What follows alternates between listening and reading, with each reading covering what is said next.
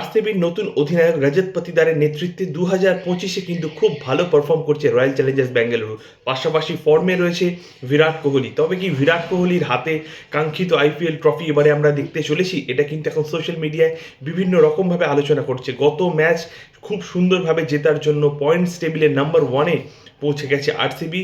খুব সুন্দর ইনিংস খেলেছে বিরাট কোহলি, অর্ধশত রান করেছে, পাশাপাশি যোগ্য সঙ্গ দিয়েছে কিন্তু ক্রুনাল পান্ডিয়া ইনিংস কিন্তু আমি এগিয়ে রাখবো বিরাট কোহলির চেয়েও।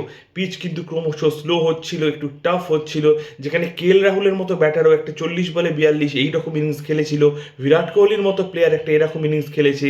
সেখানে ক্রুনাল পান্ডিয়া কিন্তু যখন গিয়ার চেঞ্জ করা দরকার তখন কিন্তু গিয়ার চেঞ্জ করে খেলেছে, 6 মেরেছে, একদম পারফেক্ট, একদম অলরাউন্ড পারফরমেন্সে আরসিবিকে কন্ট্রিবিউট করছে।